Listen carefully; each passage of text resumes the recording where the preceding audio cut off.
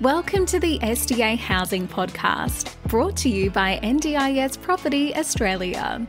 Before starting this episode, we need to provide a general disclaimer. Information contained in this podcast is general in nature only. It does not take into account the objectives, financial situation, or needs of any particular person. You need to consider your financial situation and needs before making any decisions based on the information in this podcast. And you should consider seeking independent and professional advice for your personal circumstances. All right, let's begin. Hello everybody, my name is Min and I'm your host from NDIS Property Australia, and you're listening to the SDA Housing Podcast, a show that explains, highlights, guides and brings awareness about all things SDA in this ever-changing NDIS world. Today's guest speaker is James Loveday from Empowered Livability. James, welcome. Hello, how are you? Good, thank you, mate. Good. Thank you for putting aside some time to talk to our listeners and myself about what you guys do as the largest SDA provider in Victoria. We're always keen to find out more about what makes you guys, any business, different in the market. And I'm very excited to have you on board to talk to us about your organisation and your team and your point of difference and what stands out for you guys. So James, take it away, mate. So obviously I work for Empowered Livability. It's not my company. I am just the business manager. So I run it in theory. So what kind of makes our company different is we've been in the SDA space for over 5 years. We were one of the first SDA providers in Victoria to put houses on the ground. At the moment, we manage over 50 SDA homes within Victoria, and we also have houses across other parts of Australia. Primarily high physical support needs, improved livability and fully accessible homes. We'd also do a little bit of robust housing, but our robust housing model is slightly different to other providers in the space. One of the things that makes our company slightly different to others is that the majority of our staff have actually come from a disability background. We have 3 staff members within our organisation that have a disability. 2 of them are on the NDIS. And in comparison to other SDA companies which come from a property background, we more come from a people management background, either coming from direct supports or management of disability, mental health or youth organisations. So we started a couple of years ago because one of our directors was supporting a participant in an aged care facility, heard about SDA and kind of went, this guy probably needs a better place to live other than an aged care facility. So she went out and sourced the first SDA home for Empowered Livability. And, just over 5 years on, we are the largest SDA provider of homes within Victoria, at 50 operational homes at the moment. And obviously, we've been a bit of a trailblazer within the SDA space within Victoria. So that's a little bit about us. So with 50 in Victoria, how many more around Australia do you have? We've also got some homes we've got 10 homes in Brisbane. We've got 1 home in Western Australia. And we're currently working on projects in South Australia, some projects in New South Wales, looking at a project in far north Queensland, and looking at some projects in Tasmania on top of the existing homes and the existing locations that we have. Oh, wonderful. So all up, how many staff in the organisation at the moment? 10. We're a pretty streamlined organisation. We have a big belief in if you employ the right people to do the right job, you get the right outcome. So we try to run a non-bureaucratic company in theory. Having a streamlined staff means that if someone has a problem with something, they can pretty much talk to the right person straight away instead of it having to go through a chain of command. So only 10 of us across Australia, but we're 10 strong. Yeah, wonderful. So James, your background was Townsville, I believe. You came from Townsville yourself and had a bit of a disability experience in other organisations up there. Is that right? Yeah. So bit of my background, I actually started when I was very, very young. I didn't learn to read or write till I was 12 or 13 years old. So I spent quite a bit of time in special needs units in education, in the education sector as a child. Once I went to high school, I had a teacher that realised that I was probably a bit more brighter than what people were seeing me as. So I had a bit of lived experience in, literally spending the majority of my school years with special needs students and children with a disability. Then in probably the age of 15, I started my first ever job in the disability field, supporting a lovely young lady, well, young, she's twice my age, with cerebral palsy, around her access to artistic spaces within North Queensland. From there, I've worked in Townsville, I've worked in Melbourne, I've worked in Perth, I've worked in central and remote the Northern Territory with people with disabilities. So everything from kind of your high physical supports through to the majority of my work was in the kind of robust and mental health space as a direct supports provider, and also worked a lot in engaging with kind of fringe migrant and ethnic groups in communities to build kind of culturally appropriate supports. Yes. Yeah. Yes. Well, that's a great background to have, working within this wonderful organisation, being in Victoria. Now, I want to ask you, Victoria seems a little bit, I don't know, a little bit of a challenge for some people to understand, in comparison to New South Wales and Queensland, where a lot of the investment and the investors have been going into with construction development for SDA. Yeah. Victoria is a bit of a different scenario. When I talk to other providers in Queensland about Victoria, they always give me a bit of a confused look with how things go down in Victoria. Do you find there's a bit of a difference in the way providers operate and the participants roll out compared to other states? Is there a bit of a difference, or you find it exactly the same? Seeing from Victoria, I actually think, from my perspective, that Queensland and New South Wales is harder. But I think what that has to do is that the majority of people I speak to with a disability or service providers that I deal with, they kind of want to deal with a person on the ground in that state.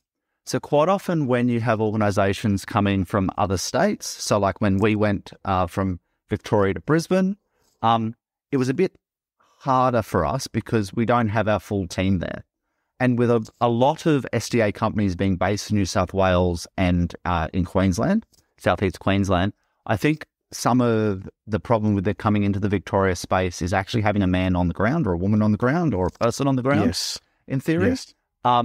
Because even though we think that every state's the same, every state has very slight differences. Like when I came from North Queensland, where I was doing the NDIS as a part of the NDIS rollout prior to moving to Victoria, I had lots of interaction with First Nations people and people from the Torres Strait Islands, and people from Papua New Guinea, and there was little groups of Italians and Greeks and stuff like that in Townsville.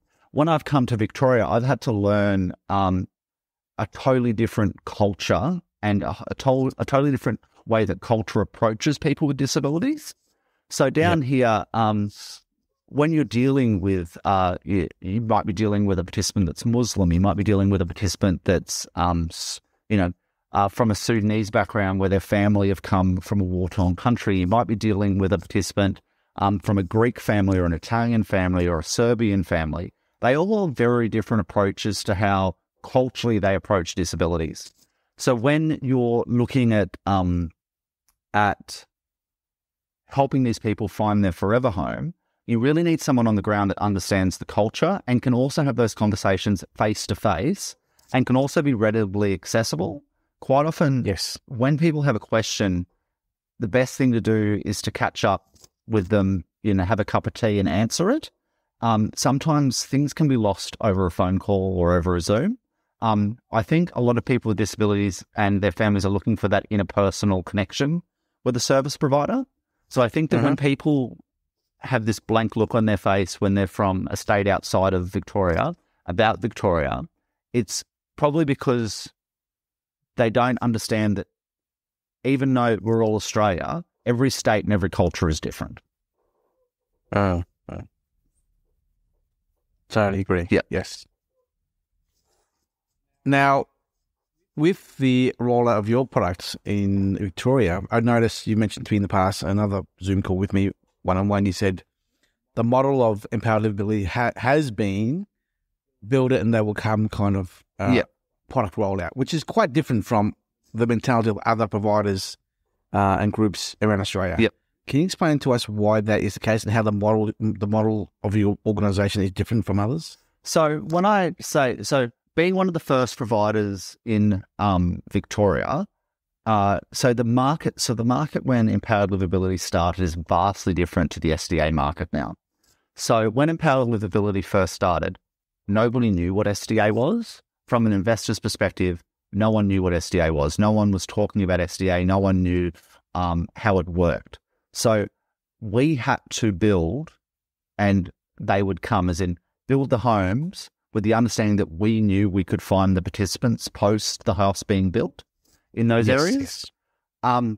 Over time, you've seen that the whole market has changed. We've now got massive developers. We've got builders all coming into the market and building for. So they're still doing build and they will come, as in they're building the home and hoping the participants come. But from our perspective, we're no longer building those homes. We're no longer contracting those builds unless they're very specialty builds within the market. We're now looking to the broader market of builders and property developers, and then acquiring their properties based on the participants' needs within that area. So Gotcha. What kind of makes our company kind of has a three-way strategy to SDA homes. We have acquisitions from other builders, developers, other SDA providers sometimes as well that weren't able to tenant the home. Quite often they're out-of-state SDA providers that have had the problems that we might have mentioned earlier. We have our second, which is we believe that some SDA homes really need be built for purpose. So we're doing quite a large project at the moment around building bariatric SDA housing. We see we've got quite a strong tie with some hospitals that have quite a few bariatric participants that are needing SDA housing. And the reason they're still stuck in hospital is because a high physical needs SDA house is not custom built to someone that is bariatric.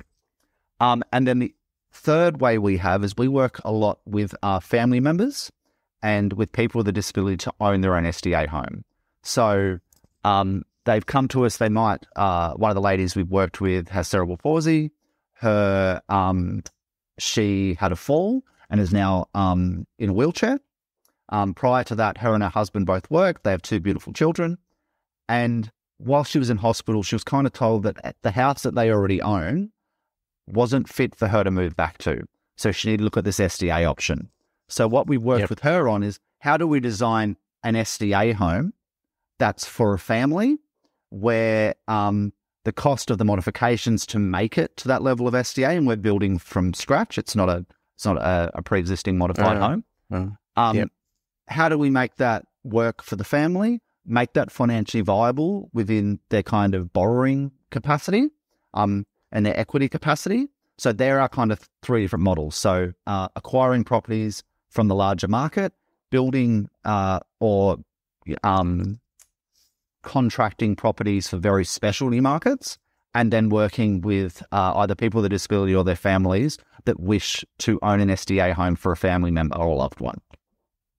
Yeah, that stands out, that service of looking after owner-occupier participants. And it's a very different market because it is, it's a lot harder market to work in, because there is a lot of barriers within lending towards people with a disability, and we've really tried to work with lenders as well to help explain what that looks like. Bank of Australia used to be part of that process, but they've pulled out. Do you know any other lenders who are still okay with lending to owner-occupier participants? To tell you the truth, we just have brokers that we work with and send them to, because I know that a lot of the big four banks now have kind of executive managers at a national level that have the word SDA in their job title. That doesn't mean that the kind of branch manager lender understands what that means. But I believe that it's more around a lot of specialist lenders. But I also believe that it's a really, for people with a disability to be able to do it, it's very much about having quite a big amount of equity or quite a big amount of down payment originally because of the property shortfalls. Exactly. Yep. Let's move on from that. There's a very important topic I want to talk to you about, which I've been talking about non-stop since you and I spoke about this 2 months ago. Yep. And that is fire sprinklers. Fire sprinklers, yes. Class 3 fire sprinklers. You mentioned to me back then that there was a get-together back in November or December 22 of a whole bunch of CEOs regarding NDIS and SDA, and the topic of fire sprinklers was their discussion, and you and I spoke about it. Yep. Can you tell me about your thoughts and feedbacks about this topic and the rollout of the potential mandate that's coming in soon, which eventually will come to the SDA market? I don't know when. What are your thoughts on this topic, please? I think from talking to people with disabilities, this is something that they want. It is so at the moment, fire sprinklers are not mandatory in all SDA homes. And so it's a bit of choice from the owner if they put them in there. When I know lots of SIL providers and service providers that will not offer services in SDA homes if they do not have sprinklers or the appropriate kind of fire systems. But also from talking with a lot of people with disabilities and their families, they're quite concerned. On an overnight shift where a worker might be sleeping, you've got 3 people with high physical support needs, all needing hoisting to get out of the house, to get into their wheelchair to get out of the house. Those fire sprinklers can very much mean the difference between life and death. If you've got one person trying to evacuate 3 people, it's quite scary for the families and quite scary for the person with a disability, because where are they in that line of who's going to be first out of the house? So I think it lowers the anxiety level of people with a disability. It also lowers the anxiety level of the families. It also lowers the anxiety level of and kind of the risk factors around SIL providers. I am all for SDA housing having sprinklers. At the moment, all the homes that we manage have sprinklers. We have had a strong belief in sprinkler systems being implemented in homes right from the kind of start of empowered livability. So all 50 houses in Victoria have fire sprinklers? Every single house that we manage has fire sprinklers in it, even if it's an improved livability. Wow. I think you are probably the only organisation to be able to say that. Yeah. I think. Yeah. We might be. I know other organisations out there that have the same approach as us, probably don't have the same number of houses on the ground. And in a lot of people in the improved livability space, they don't really see the need for it. But the thing about improved livability is the idea of SDA is to promote independence. And in promoting independence, sometimes you can up risk. So by promoting independence in an improved livability space where there's more chance of the participant,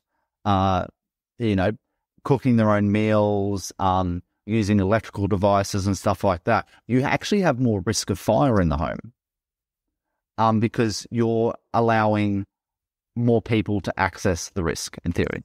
Wow, I never thought of it like that. So okay, good point. So in my work with when I worked with high phys participants in the past, most of the time I prepared the food as a support worker.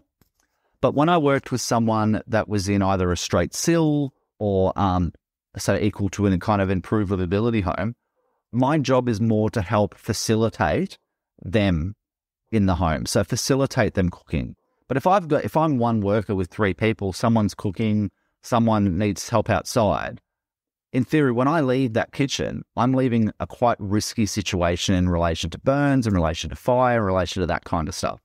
So I see it as it's actually a little bit more high risk because the people are preparing their own meals, which kind of gives a bit more chance for a fire to happen than if a support worker is doing it.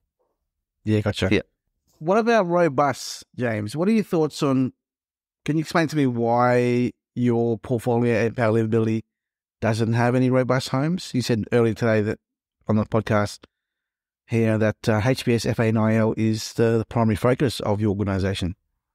It's a primary. So though High-Vis, IL, and Fully Accessible are the primary focus, a lot because our company didn't have an understanding of robust, to tell you the truth.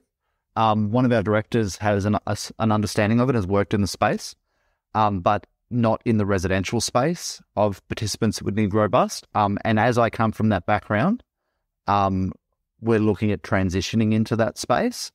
But one of the reasons that Pad Livability never went into the space is we have a really big belief in robust housing really needs to be very, very specific to the individual participant's needs. So a lot of robust houses we see are built to the SDA standard, but sometimes have a little lack of understanding around the individual participant's needs. So we see a lot of robust houses that are built with the way that the house is designed is quite restrictive because they might have bathrooms, kitchens blocked off, or they've got secondary doors built into them. But the participant might be living in the home not because they're a absconding risk or because they're a property damage risk. They might be living in the home because they need extra soundproofing because noise really affects them. So it might be about designing a home which is very, very well insulated and soundproof for that individual participant. We quite often also see homes in the broader market where it might be a 2-participant home with an OLA and a breakout room, but the 2 participants are positioned directly next to each other in the house, which means if one of them might have autism and be quite vocal, and the other one might actually get behaviours from that noise. So not having a buffer between them that's sufficient could lead to more property damage or other risks within the home, more restrictive practices having to be implemented. And we like to look at robust from the least restrictive way possible. One of the other things we see, which is a little bit hard, is a lot of new robust housing is built into brand new estates, and the kind of covenants over brand new estates doesn't allow front fences. A lot of participants, they need a front fence. It's stated by their behavioural practitioners that that's something they need. They want to be able to access the front yard, but they need some form of physical barrier. And if the estate doesn't allow that, it's very hard for that participant to access their yard. We see things like where houses are built into estates and they're kind of built the same kind of dimensions as a normal home in that estate. So there's very little distance between the SDA home and the next door neighbours. When you build robust, you have to think about where this home is and how this home is also going to interact with the broader street, the broader community. So in a lot of new estates where these homes are built, new estates are primarily where young families live, where young families move to. And if you've got a participant that is in their backyard on a trampoline, could be quite vocal, it can be quite disruptive to the next door neighbours. So quite often those kind of factors aren't thought about. So the robust homes that we have worked on, and all of them have been where a family member has is owning the home, so we can really customize how that home looks for the individual participant. They're all the things we're thinking about. We're thinking about, why does this participant need a robust home? Do they need a robust home because they do property damage? Do they need a robust home because a part of their communication sometimes is to push and try to lead a support worker in a physical way, not in an aggressive way, but in a physical way? Do they need it because their lighting needs to be set to a certain way? Do they need it so that when they can't, they might have a problem with seeing people walk up and down the street? So positioning them within the home where they can't see the street, but instead they can see a beautiful garden or something like that. So we try to look at a more holistic view of the participant before we design the home. Gotcha. So when are you planning to roll out robust into your portfolio? We're currently talking with some service providers at the moment that have legacy stock that is in the robust, that are looking at transitioning their participants out. So that will bring Robust into our broader market because that will be investor-led in theory. But once again, we're still approaching it from that approach of making sure the home is right for the person. So one of the homes we're looking at might have a possibility of having double fencing. One of the participants is known to throw things over fences, rubbish, balls, random things, nothing sufficient. And so we're looking at having a house where if he throws stuff over the fence, it just goes back into his own yard instead of into the next door neighbour's yards. Yes. And stuff like that. So we will never build and they will come for people with Robust because we have such a strong belief in it needs to be quite customised to the participant. The other thing we've seen in the Robust space, which we found quite interesting, and this is from a perspective of working in these homes, is that a lot of the homes are built extremely strong from materials that are absolutely impenetrable. But sometimes when you build a home that's absolutely impenetrable, it can actually do more damage to the participant.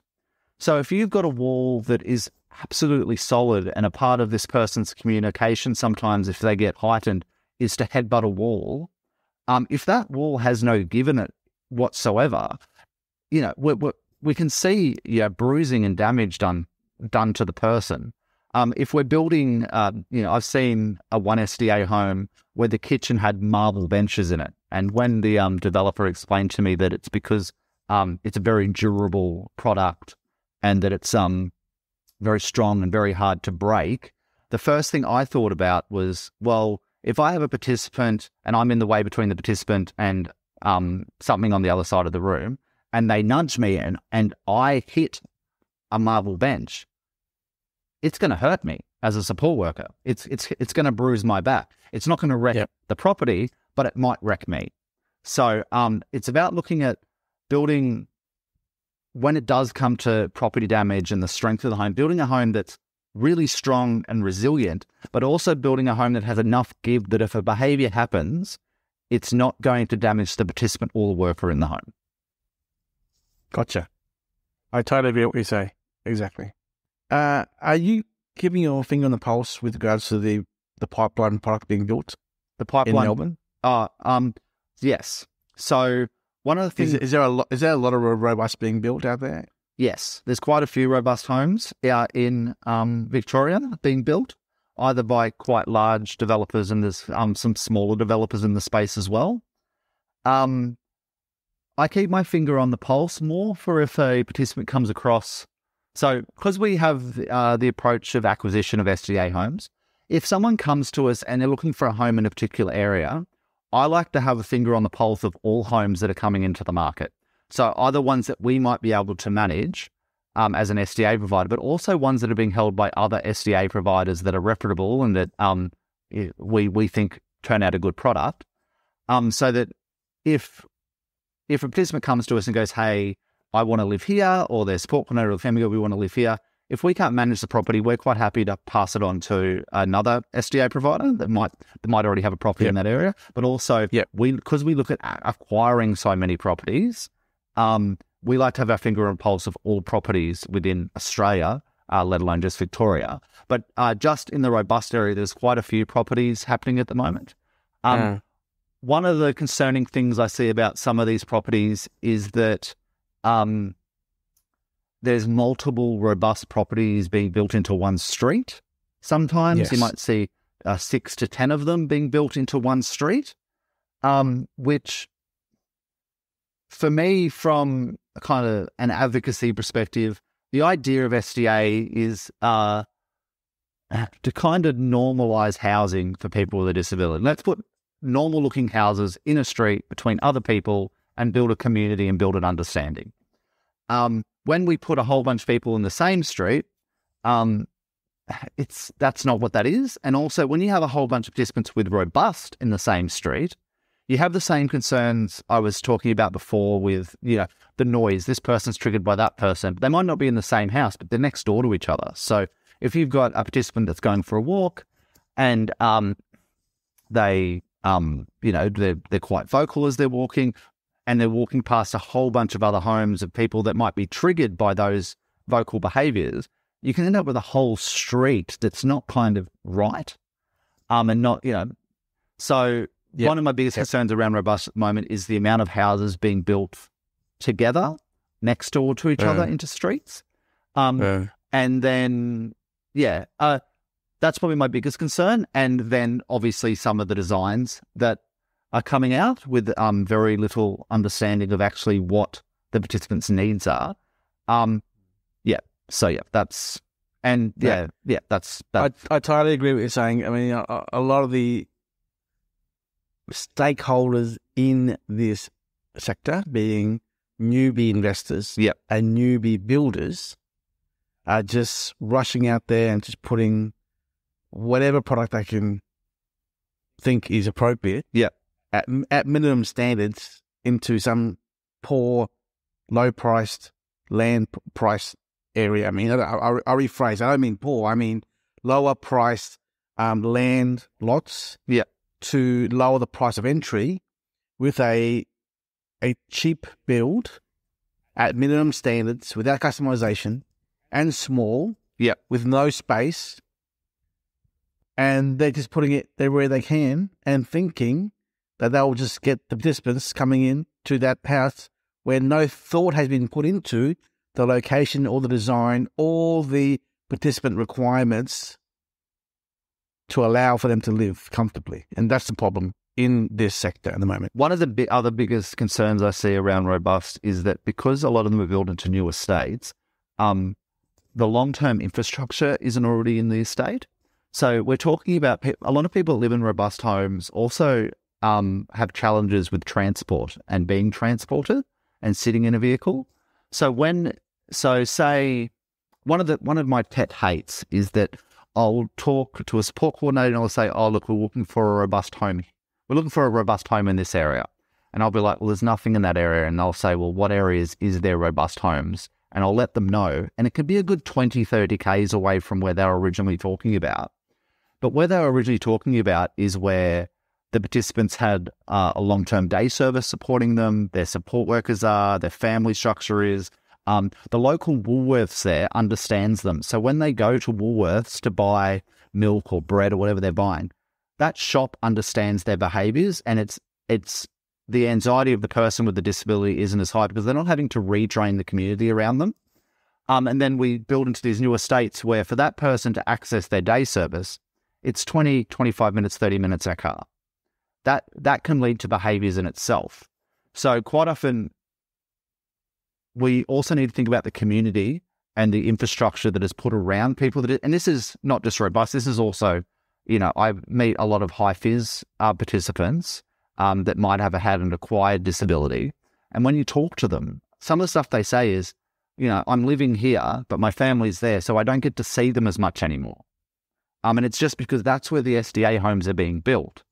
I'm hoping that in the future, the NDIS and the sector will slightly change and start looking more at kind of knockdown rebuilds in more sustained and more built-up areas. Because I think with SDA, we also need to think about the mental health concerns of people with a disability living in new build estates where the infrastructure isn't there. The challenge in Victoria that I've come across, James, is a lot of builders don't want to stick to their own little areas. They don't want to build in brownfield areas, they'll build in greenfield areas only because it's easy to build a lot of houses in that little estate.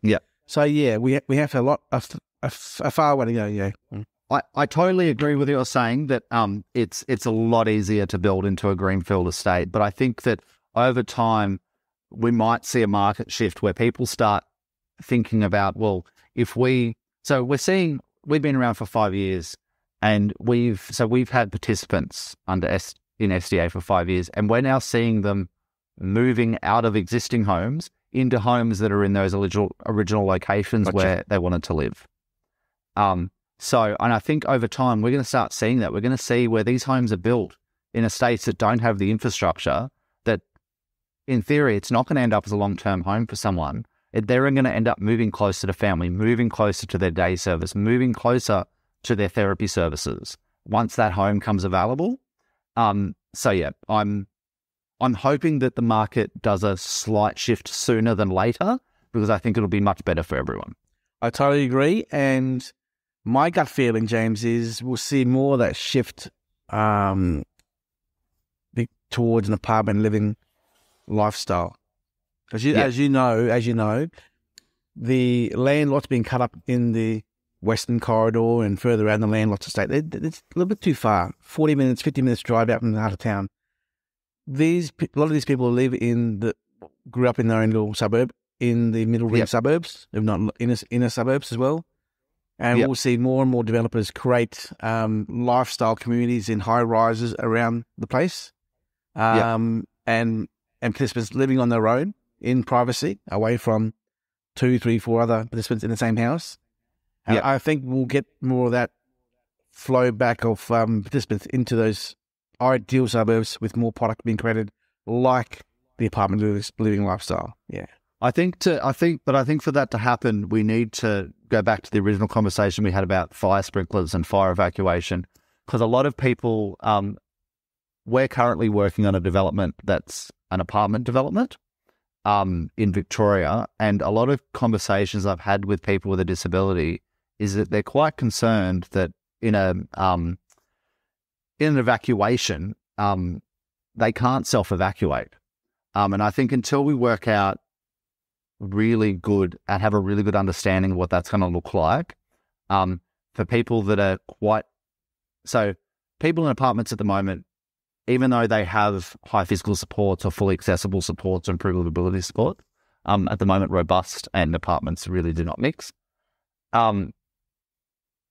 They're probably, and I want to be as politically correct as possible, but they're more able to self-advocate for themselves, and they're more able to self-evacuate and understand what that looks like, where a lot of the people we see living in housing instead of apartments have less ability to self-advocate and self-activate in relation to an evacuation. So until we work out what that's going to look like, I think that we can't really move over to that more metropolitan approach. I think we might see more duplexes on larger lots in more built-up areas, becoming more of a norm. But the apartment, I think multi-level living has still got quite a few parts of it that need to be looked at to make it more accessible for people. Sure.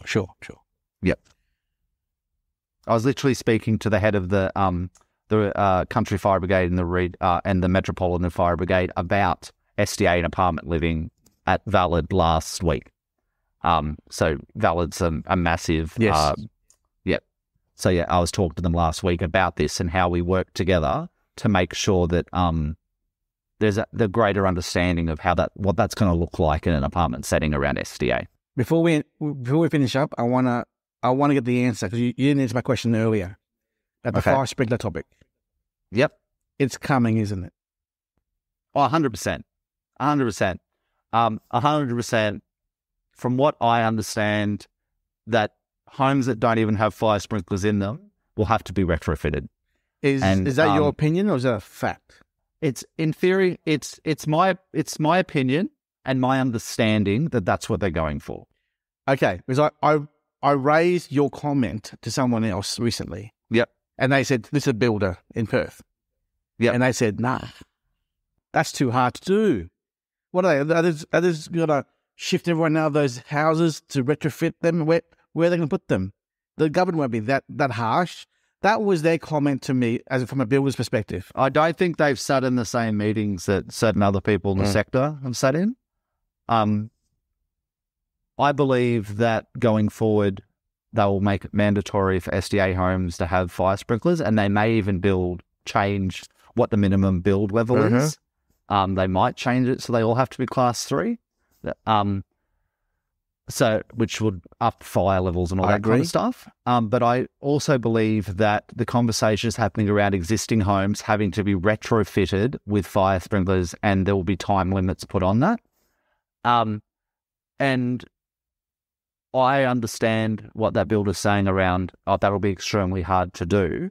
But I know of a lot of builders that have already started looking at how they're going to do that. Wow, okay. I've had lots of conversations with companies that we acquire properties from that have not put fire sprinklers in their homes originally. And as we are a company that only manages at the moment houses with fire sprinklers in them, we've had conversations with them about how they're going to do that in the future. And there's lots of different ways that they're talking about doing it. They're speaking to their individual fire authorities and their individual assessors and the people that implement fire sprinklers into residential buildings. So I believe that in the future it will be mandatory, and I believe, from what I understand and what I've heard and the conversations that I've had and the meetings I've sat in and conferences I've sat in, that the retrofitting of pre-existing housing will happen as well. Wow. Okay. Yeah. But didn't you say to me last time only 3 of the 4 categories will require, or you're now saying all 4 categories? Look, robust, high fizz, and fully accessible, 100%. I think improvability isn't really mentioned. They always say it's going to be all SDA housing, but they never have said I've never had anyone say improvability to me, but they do say that all existing SDA housing and new SDA housing will have to have sprinklers. But no one's ever used the word improve livability. So when you say they said, who is they? Without mentioning names, what organisations have said that? So I've spoken to fire authorities about this. I've spoken to SDA assessors about this. I've spoken to builders about this. I've sat in on quite large conferences that have discussed SDA, but also discussed the NDIS in general, and the steering committees around certain parts of the NDIS. I've spoken to people that have sat in on stuff around the commission and have sat in the external parts of conversations there. I've seen politicians mention it. I've seen direct people from the NDIS mention it. So yeah, I think it's coming. A lot of people are talking about it. I agree with you. I've been saying the same thing. I've been beating this drum the last 2 years. Everyone's brushing me off. Well, I'm glad I've recorded you saying, James said this. Yeah. I've seen, look, I try to be straight down the line, and it's probably what I'm kind of known for. And I think it'll be a positive for the industry and the market. I understand to do it will be it's going to be technically quite hard for a lot of houses, and it's going to be to find, if the participants do have to move out whilst that happens and stuff like that. But even if they just made it mandatory that in the future all new SDA homes have to have sprinkler systems, I think it's a move in the right direction. I agree. I think we can always improve what we're doing. In 15 years' time, I'd like to look back at now and go, hey, we've really improved. We think our homes are great now, but in 15 years' time, what are these homes going to be like? Just the changes in AT we've seen into homes over the last 5 years. I agree. The automation, we can constantly improve in the sector. And I think making fire sprinklers mandatory is one of those improvements. James, as we finish up now, I would like to ask you one last question. What words of advice do you have to our 2,000 listeners who listen every month on your experiences and your advice to them if they're thinking about coming into the SDA sector as a property investor? Do your research. I personally speak to a lot of people who are investors that want to invest in the space. And if someone comes to you and go, here's a property, buy it from the investor's perspective, go do your independent research like you would with any other home you'd be buying or any other investment you'd be buying. Because there are people in the market that design SDA homes and sell SDA homes as house and land packages, stuff like that, who have a really amazing understanding of what the market needs and what the designs need to be. And then there are also people in the market that are literally just spruikers. And as an investor, you really need to look at which person you're talking to, because one can sell you a product that is going to be tenantable, and the other one might sell you a product that's not tenantable. A lot of people selling properties in the SDA market are not SDA providers themselves. So it would be good to reach out to an SDA provider quite early in your journey and go, hey, I'm looking at doing this. Do you think this is a good location? You know, and we're, as SDA providers, we're quite happy. We want to see positive change in the market, and we want to see homes built in the right areas. So if you ring up any SDA provider and go, hey, I'm looking at investing in this area, what do you think? Most of us are going to go, oh, that's a great idea in that area because we know of people. Or, hey, I have quite a few people that want to invest in certain areas. And I'm like, look, I know of 60 other houses that are coming into that complete region, and I think there's a capacity for maybe 10. So probably don't invest now. It's a bit late in that area. Maybe look somewhere else. Great. So reach out and talk to the right people, basically. James, if anyone of our listeners want to talk to you or engage your services as an organisation to manage their property or get second opinions, how do they best contact your organisation? They're probably best contacting me directly because even if they contact anyone else in the organisation, it'll end up with me. So your email address, I guess? Yeah, my email address. Do you want me to read that out? Or yes, please. Yeah, so my email address is James, so JAMES @Empowered Livability, which is EMPOWERLIVEABILITY.com.au. We will put the link to your website in the description below of this podcast for our listeners to look at your company organisation. Yeah, no worries. James, thank you so much for your time. Really appreciate your time today to talk to us about your organisation and your ethos and philosophies as an organisation about what you guys do in Victoria and around Australia as well. And we hope to invite you back in the future once the fire sprinkler becomes law. Yes. No worries. Thanks, mate. Bye-bye. Bye. We hope you enjoyed this episode. Please make sure you are subscribed and following us so you can keep in the loop with all of our upcoming episodes. We would really appreciate it if you could leave us a 5-star rating, a written review, and to share this podcast with those that could benefit. Until next time, catch you on the next episode.